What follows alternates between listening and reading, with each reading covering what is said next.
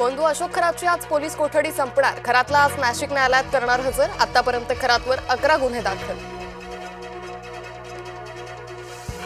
अटकेतील महिलेकडे पोलिसांनी केलं शरीर सुखाची मागणी। लॉकअपमध्ये पोलीस उपनिरीक्षक राजेश जाधव बनला हैवान।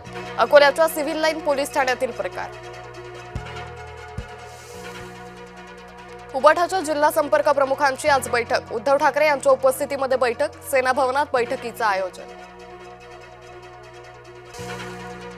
शरद पवार गटाची आज बैठक। जिल्हानिहाय बैठकांचं आयोजन। आज मराठवाडा विभागातील पदाधिकाऱ्यांची बैठक। आजपासून नवीन कर प्रणाली होणार लागू। पॅन कार्ड ते एटीएम बँकिंगचे नियमही बदलणार। घरगुती व्यावसायिक गॅसचे दरवाढीचीही शक्यता। व्यावसायिक वापराच्या सिलेंडरच्या किमतीत पुन्हा वाढ। मुंबईत 19 किलो वजनाच्या सिलेंडरमध्ये 218 रुपयांची वाढ। रात्री 12 पासून दरवाढ लागू। आजपासून डिजिटल जनगणनेची होणार सुरुवात। सरकारी कर्मचारी घरोघरी जाऊन माहिती करणार गोळा।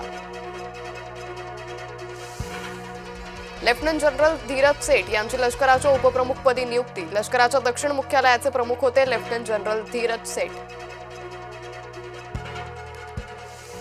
युवा कुपर कानोलीच्या नाबाद दमदार खेळीमुळे पंजाब विजयी। घरच्या मैदानावरील रोमांचक सामन्यात गुजरातवर 3 विकेट्सनी मिळवला विजय। आज दिल्ली समोर लखनौचं आव्हान। लखनौत रंगणार सामना।